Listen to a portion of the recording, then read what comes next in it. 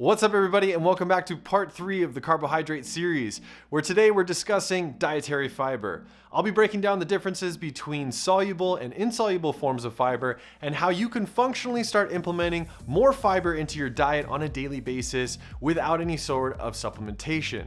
So, without further ado, let's jump into it.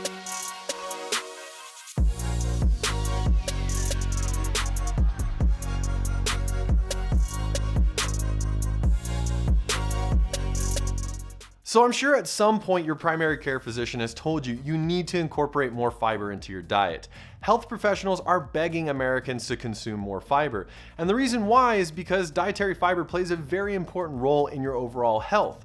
With the average American consuming roughly 15 grams of fiber per day, they're only meeting half or 1/3 of the daily recommended intake, which for men is 38 grams per day and for women is 25 grams per day. So we're seriously deficient when it comes to fiber. But there are many different forms of fiber, so we're going to go over soluble forms of fiber and the benefits of consuming insoluble forms of fiber.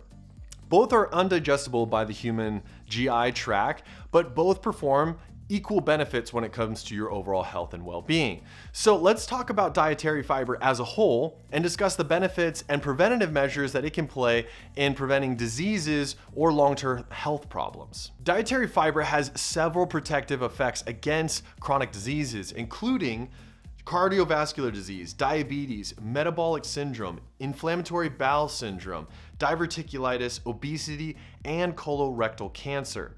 So just from a chronic disease perspective, fiber is playing a vital role in preventing these diseases from even taking place. So meeting adequate levels is going to help stave off or protect us against these types of chronic conditions. Dietary fiber has also been shown to dramatically reduce LDL cholesterol. It does this by adding bulk to your actual fecal matter or that GI tract. So as food is passing through your gut, it's broken down by bile acids that are produced by your gallbladder in the liver, right? So it's gonna dump out a bunch of cholesterol into your GI tract.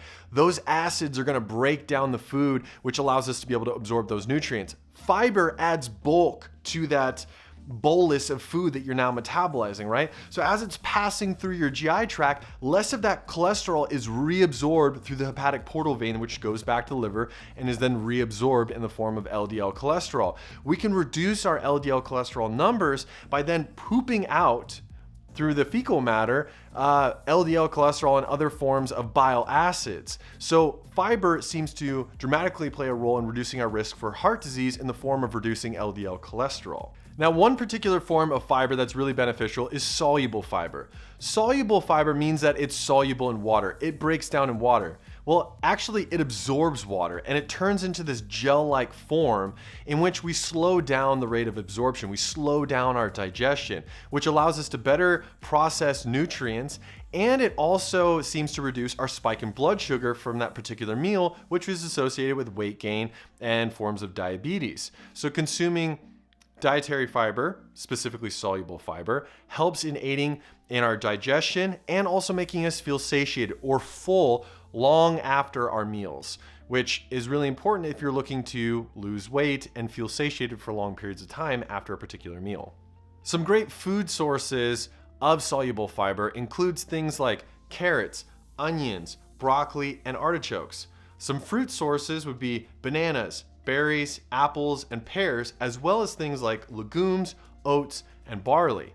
So these would be real-world examples of things that you can incorporate through your whole foods diet to start increasing or bumping up your soluble fiber levels. Now, insoluble fiber are just forms of fiber that don't get broken down. Insoluble meaning non-soluble in water. So it's not going to break down in water, nor is it going to absorb water. Insoluble fiber passes through our GI tract completely untouched.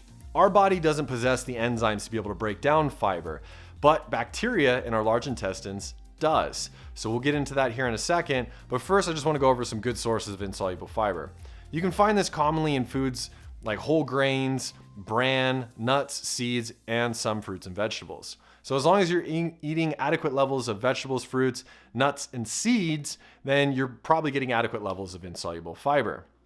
Now, once these undigestible forms of fiber reach your large intestines and colon, the bacteria is going to start to break down these fibers and convert them into what's called short-chain fatty acids.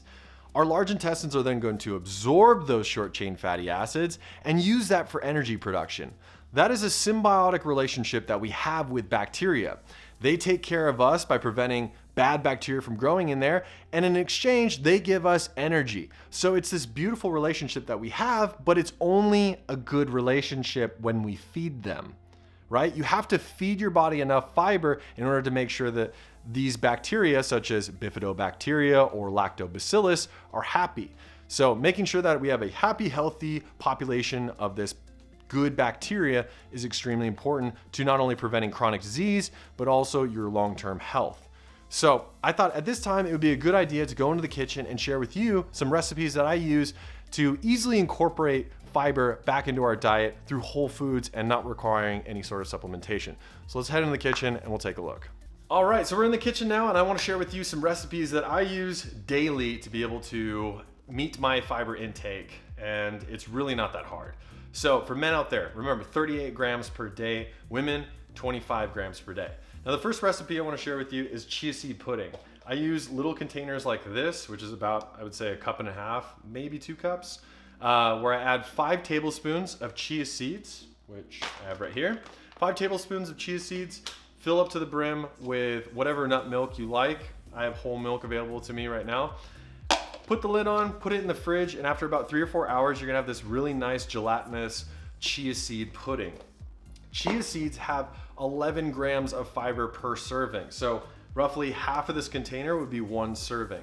Now, I like to add blueberries on top of that, and just a half a cup of blueberries would add another gram. So that's 12 grams of fiber for an amazing dessert or something that you can eat as a snack or breakfast first thing in the morning. Chia seeds are also rich in omega-3s.